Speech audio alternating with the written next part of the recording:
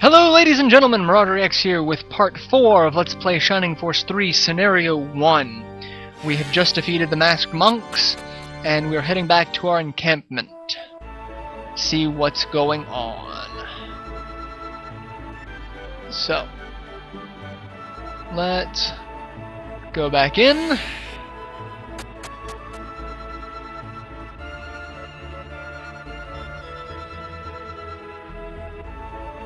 And our encampment looks rather quiet, doesn't it? Like there's no one out. Something seems amiss. And it seems amiss because there's a group of masked monks with King Benetram and someone else. Emperor Donteras. The Emperor himself. Are you not the Knight Donteras who fought in the defeat of Campbell's army at the coast? That means the child next to you would be the son of Conrad.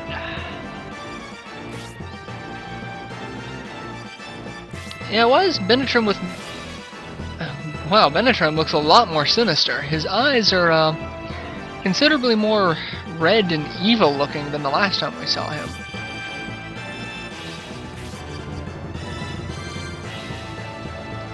Are you saying that you don't know of this infamous plan to return Baron in exchange for my life? So it seems that we're kidnapping the Emperor for Baron. So if we don't kill the Emperor, they give us back Baron, which is kind of silly considering he's the Emperor. He's in charge of Baron. Just...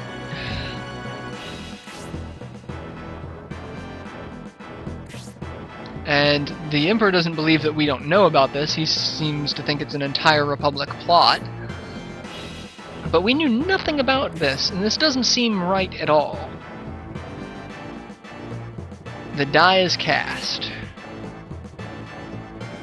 One would think it would be the DYE, but I learned in Latin that could go either way. Either dice, as far as the roll of the dice, or die as in dyeing clothing. But Donteras is pissed. This is a... Upon my oath as a knight, cannot allow even you to abduct the Emperor. So even Donteras is against this sort of underhanded tactic.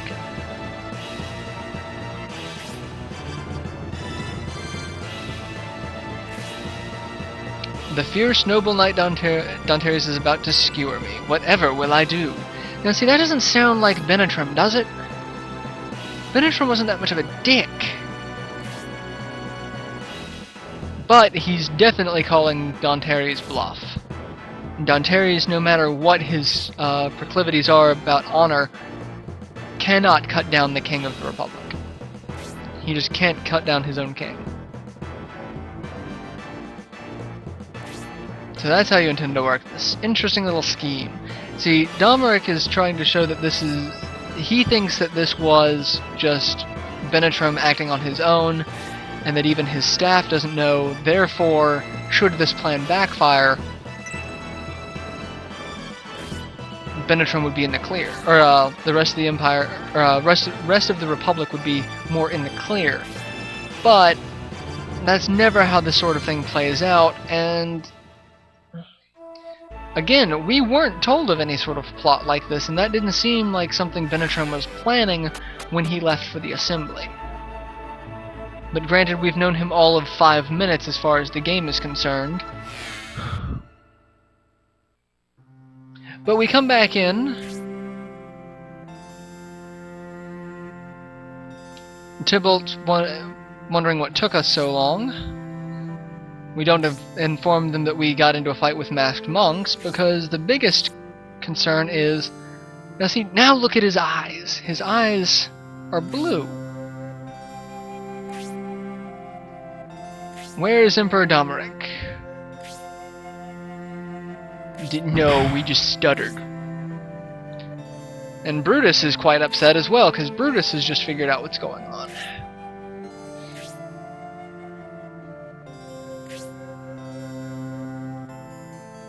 We didn't attack Sarabande.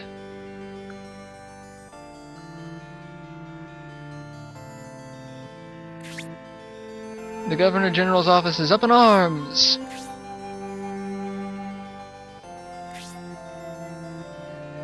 We saw you with him.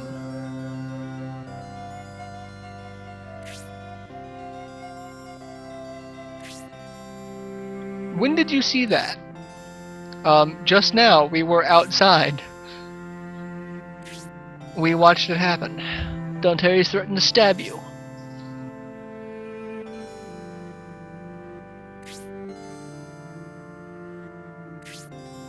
But Benetram was here. He returned quite a while ago, saying the Emperor did not show up.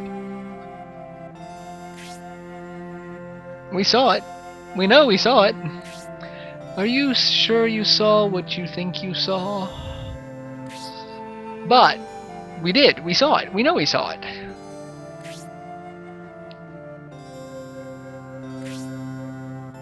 Are you sure that it was me? Well, now that you mention it, maybe not? Who knows? We don't know what we're talking about anymore.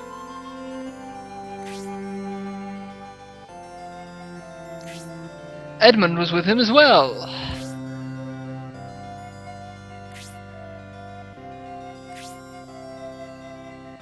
No, we didn't see Edmund. So either Edmund's lying or Benetram's lying.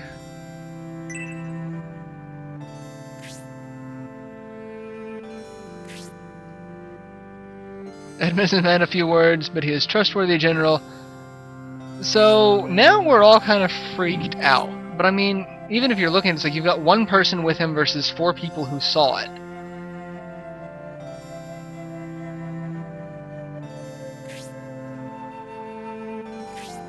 But Tybalt, being, you know, a man of reason, is like, well, was Edmund there?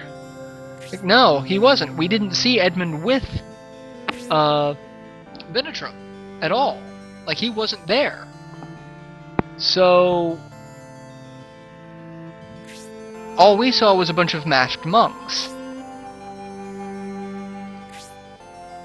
So either Edmund and Benetram are lying, but there's just... And now we tell them we got into a fight with the masked monks. Just a little late.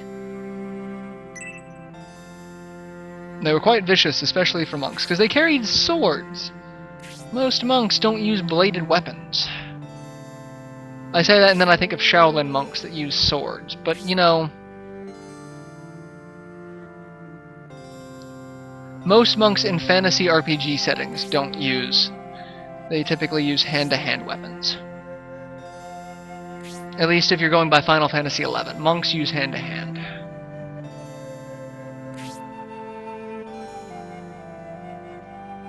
You were curious about these monks from the very beginning. What's going on? I'll tell you what's going on. We are boned.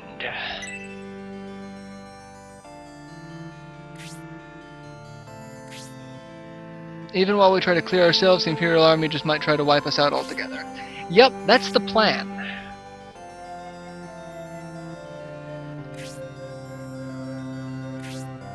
And since, again, we're a neutral Saraband, we've just now pissed off Saraband in addition to the Empire. But Saraband's also floating in next to Imperial shores. So we're all sorts of boned.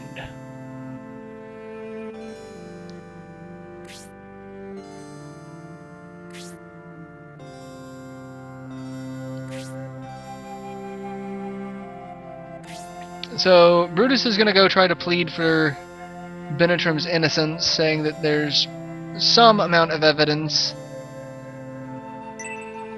that proves the contrary.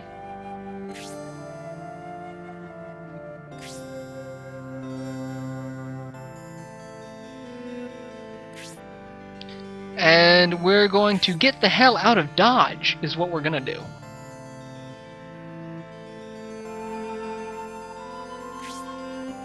So we're going to use diversions, and Edmund's going to use his forces as a decoy,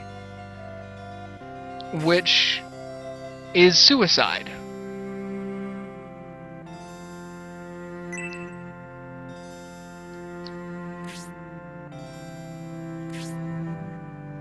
That could be, that's suicide. There's too many Imperial forces. But Edmund is a very honorable man. He's very... And Tybalt, like, you're not going to be the only one going down. If you're going to die fighting, at least you're going to die fighting with a friend.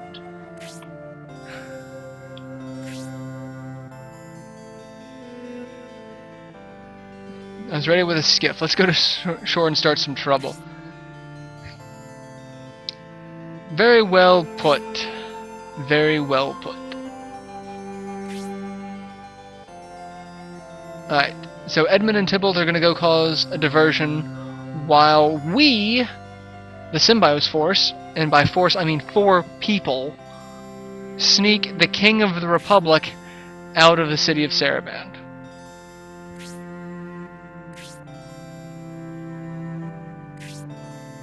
Like, this doesn't seem like it's going to end well for us, does it?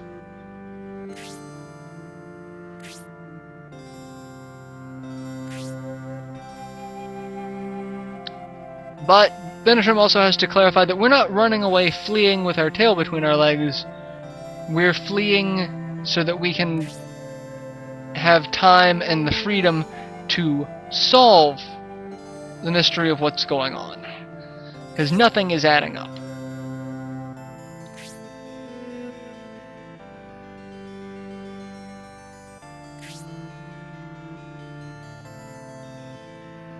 It's a great responsibility with no warning. Well, Donteras did say that he saw me shouldering the future of the Republic on my back someday. He didn't realize that that day was today. Alright, so now we've got Benetram. He does not join the Force, but he will at this point act as a role of advisor, kind of like Astral was in Shining Force 2. And everyone is level 1, no one has actually leveled up, which is kind of disappointing. Because we are getting ready to walk into our next fight. A fight that I'm going to not want to do. First of all, I'm going to go and save it, and I will probably stop this video here. I know this is kind of a short video, but... well, I was going to say, while I was at it, I was going to show off a little more of Sarabande. Not that there's anything else to pick up. I've got all the major treasure. The healing potion and the bread were the big things that you want to pick up. I think there might be one more thing of gold somewhere, but I wasn't. Alright, so we're gonna save it, because the one place you can always go into, no matter what's going on, is a church. And then I will end this episode here, because this one is... actually, no, I won't end it here. There's a little bit of dialogue that's happening. A little bit of dialogue that happens before the next fight, so we can get that out of the way. And then I'll introduce properly the next fight in the next episode. So we'll do that. So now that we've got Benetram, the guards that were in front of the bridge are gone, so now we can leave Saraband. So we're just going to walk out the front door.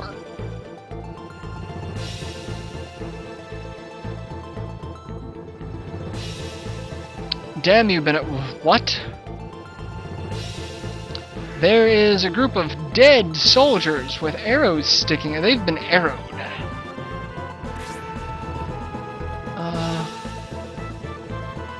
Who got here first?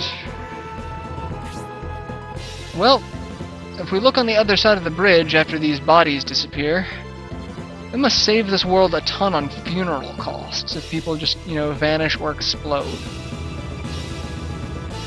And we see Hayward. We met him briefly in town. And who is that other Benetram? What? And lo and behold, at the other edge of the bridge, there is the Benetram that we saw with the Emperor and the masked monks. Trying to escape, being blocked off by 2 bridge guards that are really outmatched at this point. That's 4 melee monks, 3 magic using monks, and a fake Benetram.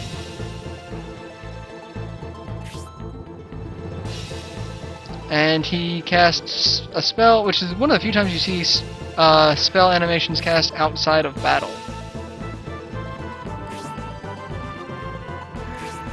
I'm surprised to hear the Lord of Massacres. Emperor Domeric is not a nice person. So all of this kind of posturing that he's doing, it's just that it's posturing. He's not this noble, he's not a good person, he's not even this well-tempered. He's an evil, conniving man, from what we gather with just the nickname of the Lord of Massacres. And Garrosh, another person with blue name and a portrait, so he is important as well. And Garrosh's brother is one of the faceless soldiers.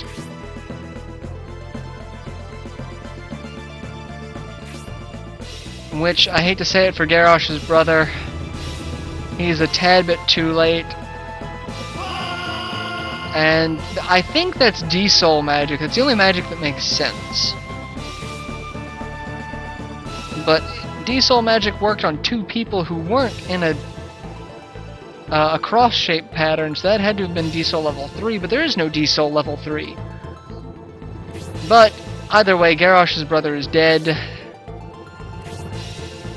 My sources tell me the Republic... You look behind you, you dumb twit! What sources? They're behind you. The main Republic force has deployed itself in the adjacent plains and is battling the Empire. He used the bulk of his forces as a decoy. He is quite clever. It seems the mystery is beginning to unravel.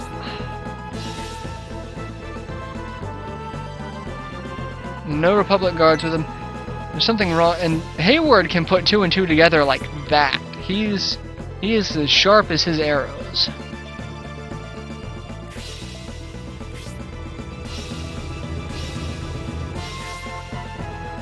Yes, yes. So the other Benetram and the Emperor are going to go while the masked monks slow us down.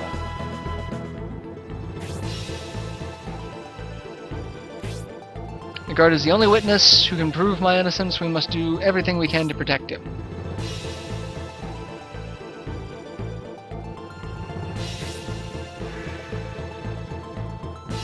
Please, leave this to us. Yeah, stand back. You don't want to get into the fight. I don't know why he doesn't want to get into the fight. He could fight with us. Alright, so I'm going to go ahead and end this episode here, as everyone leaves. So I will see you all in our next installment. Till then, later everyone.